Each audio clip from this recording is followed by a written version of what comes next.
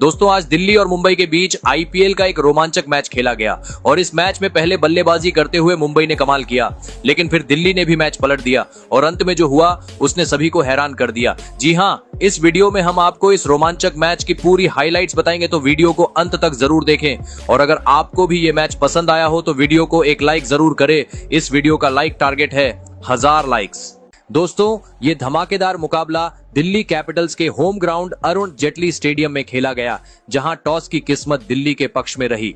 कप्तान अक्षर पटेल ने बिना देर किए पहले गेंदबाजी का फैसला लिया और मुंबई इंडियंस को पहले बल्लेबाजी के लिए बुलाया। मुंबई की ओर से ओपनिंग करने उतरे दो बड़े नाम, युवा जोश से भरपूर रायन रिकल्टन और अनुभवी खिलाड़ी हिटमैन रोहित शर्मा। शुरुआत से ही दोनों बल्लेबाजों ने इरादे साफ कर दिए थे कि वो आज गेंदबाजों को बिल्कुल भी आराम नहीं लेने देंगे। पहले ही ओवर में रिकल्टन ने अपना जलवा दिखा दिया। मिचेल स्टार्क की गेंदबाजी में वो कोई झिझक नहीं दिखा रहे थे। पहली ही ओवर में दो बेहतरीन चौके जड़कर उन्होंने दिल्ली को संकेत दे दिया कि आज कुछ अलग ही देखने को मिलेगा।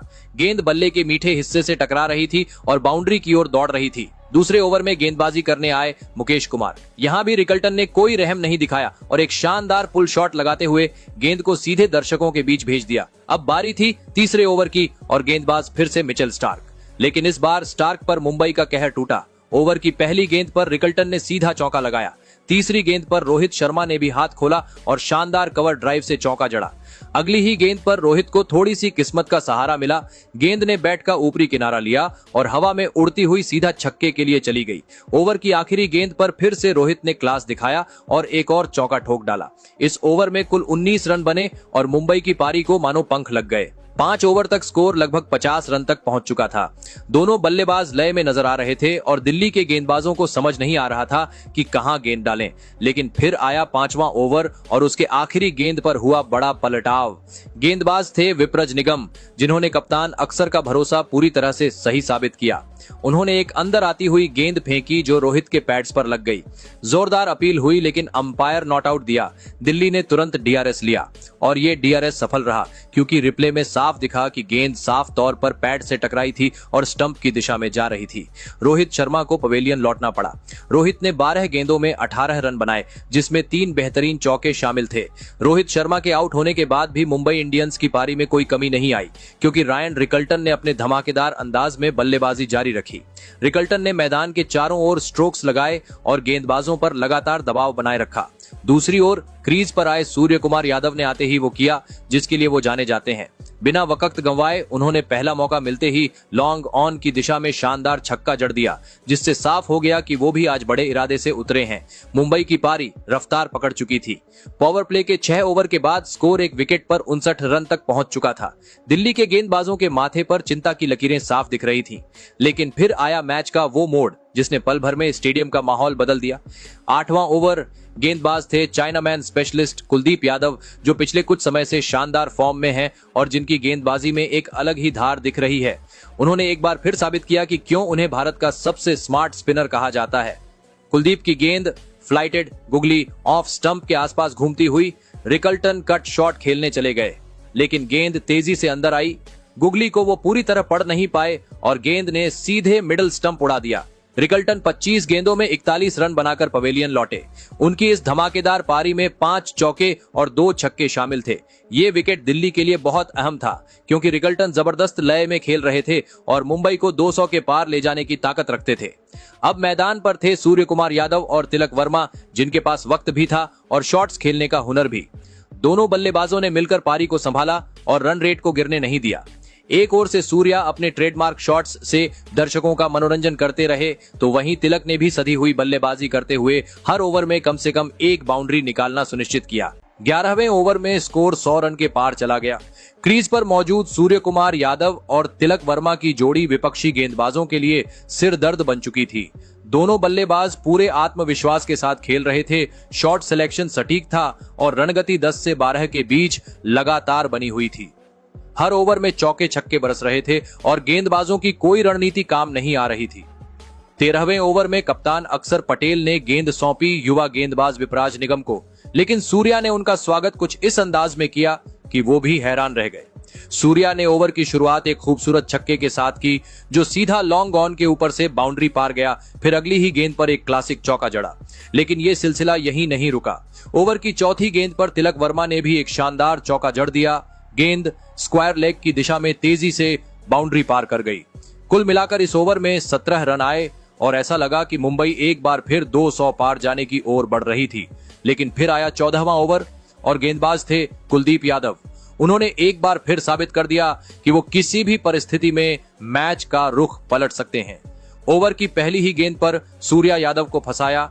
गेंद को हवा में खेलने की कोशिश में सूर्या ने लॉन्ग ऑफ की दिशा में शॉट खेला, लेकिन मिचेल स्टार्क ने शानदार कैच लपक लिया।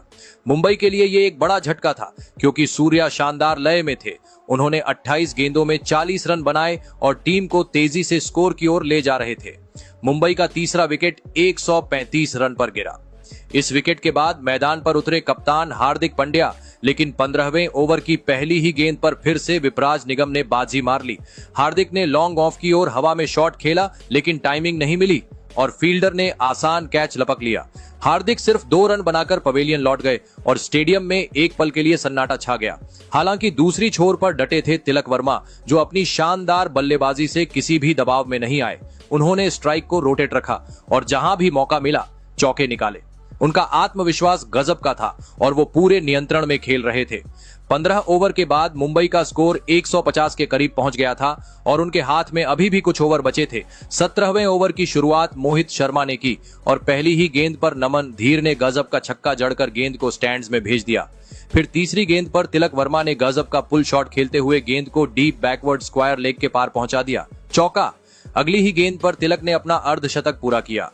पूरी टीम और दर्शक उनकी इस पारी की सराहना कर रहे थे।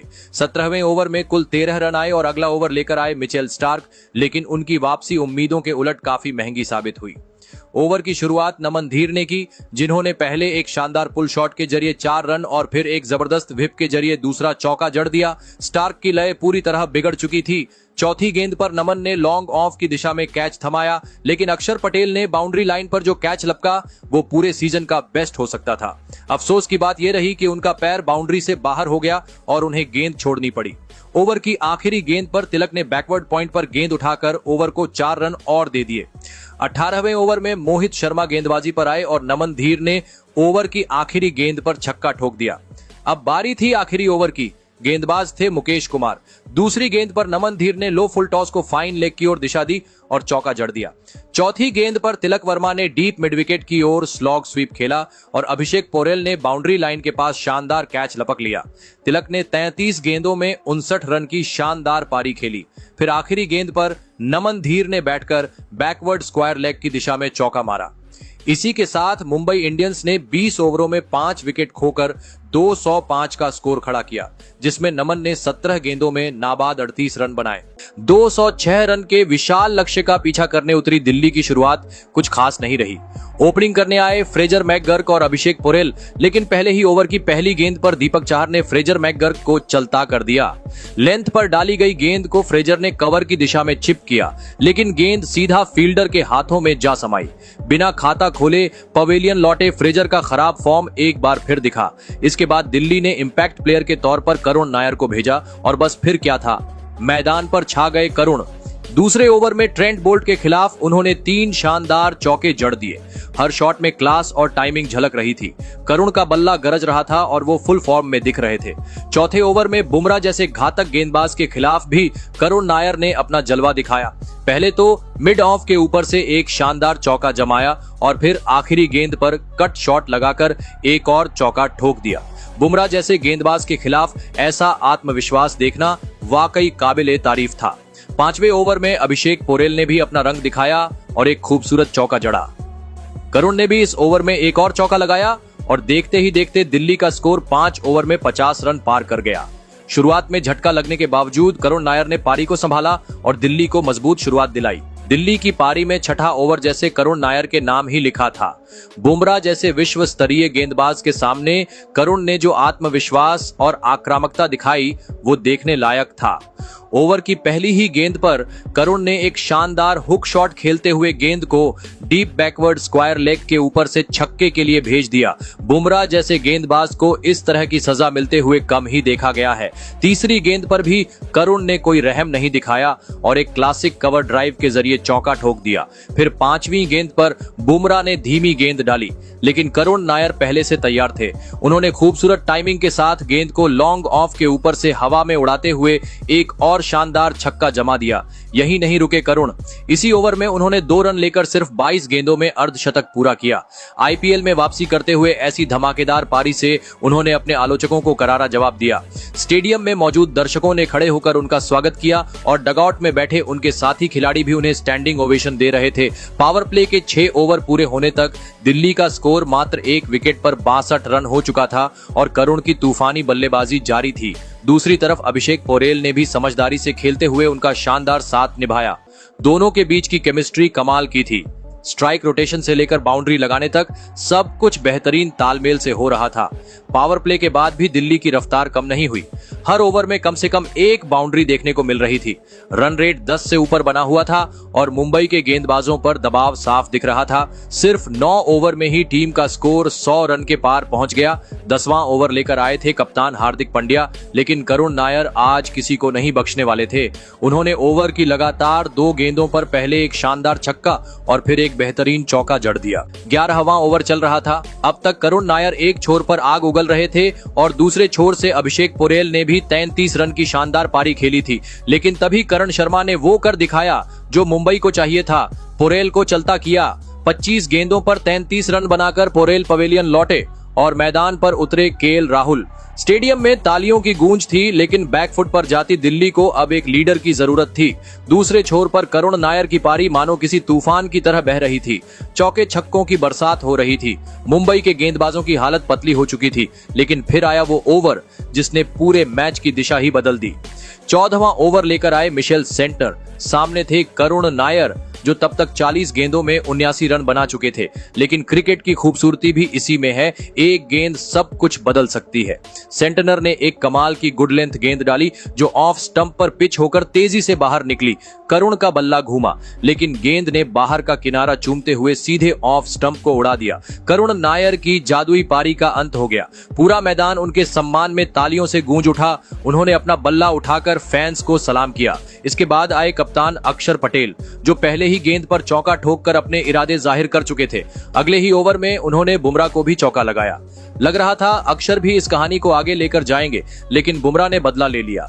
अगली ही गेंद पर एक स्लोअर डिलीवरी डालते हुए अक्षर को बैकफुट पर लाकर गलती करवाई। गेंद हवा में उठी और सूर्य कुमार यादव ने आसान कैच लपक लिया। दिल्ली को लगा इससे बुरा कुछ नहीं हो सकता, लेकिन अगला ओवर और भी कहर लेकर आया। करण शर्मा एक बार फिर चमके और इस बार निशाना बने ट्रिस्टन स्टब्स। एक फ्लाइटेड गेंद को स्टब्स ने कवर की दिशा में खेलने की कोशिश की, लेकिन टाइमिंग चूक गए। गेंद हवा में गई और एक बार फिर सूर्य कुमार यादव ने आसान कैच पकड़कर दिल्ली को गहरा झटका दे दिया। अब दिल्ली का स्कोर था 145 पर 5 विकेट। एक वक्त जो मुकाबला दिल्ली की मुट्ठी में लग रहा था वो फिसलता जा रहा था, लेकिन यहां से केएल राहुल और युवा बल्लेबाज आशुतोष शर्मा ने मोर्चा संभाला। दोनों ने धीरे धीरे पारी को संभालते हुए स्ट्राइक रोटेट की। अब आखिरी 5 ओवरों में दिल्ली को जीत के लिए 50 रन चाहिए थे, लेकिन फिर पारी के 16वें ओवर में दिल्ली को बड़ा झटका लगा जब करण शर्मा ने सेट हो रहे केएल राहुल का विकेट झटक लिया। राहुल ने 13 गेंदों में 15 रन बनाए थे। दिल्ली के डगआउट में थोड़ी हलचल दिखाई दी क्योंकि अब रन रेट लगातार बढ़ता जा रहा था। इसके बाद आए युवा बल्लेबाज विपराज निगम, जिनके कंधों पर अब पारी को रफ्तार देने की जिम्मेदारी थी। 18वें ओवर में विपराज ने जैसे ही बल्ला घुमाया, मैदान में जोश लौट आया। ओवर की पहली ही गेंद पर उन्होंने मिचेल सेंटनर को लॉन्ग ऑन के ऊपर से गगनचुंबी छक्का जड़ दिया। अगली ही गेंद पर शानदार टाइमिंग से चौका ठोक दिया और मैदान में दिल्ली के फैंस एक बार फिर से उम्मीद में झूम उठे। लेकिन सेंटनर अनुभवी गेंदबाज हैं। उन्होंने जाल बिछाया और 5वीं गेंद पर वही हुआ जो मुंबई को चाहिए था। विपराज ने आगे बढ़कर बड़ा शॉट खेलने की कोशिश की, लेकिन चूक गए और विकेट कीपर ने बिना देर किए स्टंपिंग कर दी। विपराज निगम सिर्फ 14 रन बनाकर पवेलियन लौट गए। अब क्रीज पर बचे थे आशुतोष शर्मा और मिचेल स्टार्क। स्कोरबोर्ड पर 23 रन बाकी थे, गेंदें सिर्फ 12। 19वें ओवर में बुमराह की पहली गेंद पर कोई रन नहीं मिला, लेकिन अगली 2 गेंदों पर आशुतोष ने कमाल कर दिया। पहले एक जबरदस्त रिवर्स रैंप से चौका और फिर अगली गेंद पर एक एज से 4 रन और जोड़ दिए। अब दिल्ली के हाथ में लग रहा था मुकाबला, लेकिन फिर शुरू हुआ बर्बादी का सिलसिला। चौथी गेंद पर आशुतोष ने गेंद को पॉइंट की तरफ खेला और दूसरा रन चुराने की कोशिश की, लेकिन एक सटीक थ्रो आया और आशुतोष रन आउट हो गए। अगली गेंद पर कुलदीप यादव भी दूसरा रन लेते हुए रन आउट हो गए और फिर छठी गेंद पर मोहित शर्मा भी रन लेते वक्त टकरा गए और रन आउट हो गए। 3 गेंदों पर 3 रन आउट, पूरा स्टेडियम सन्न। इस तरह दिल्ली 19 ओवर में 193 रन पर ऑल आउट हो गई। मुंबई ने इस मैच को 12 रनों से जीता। तो दोस्तों, आपके हिसाब से दिल्ली की इस हार की वजह क्या है और मुंबई की इस जीत का हीरो कौन है? कमेंट जरूर करें।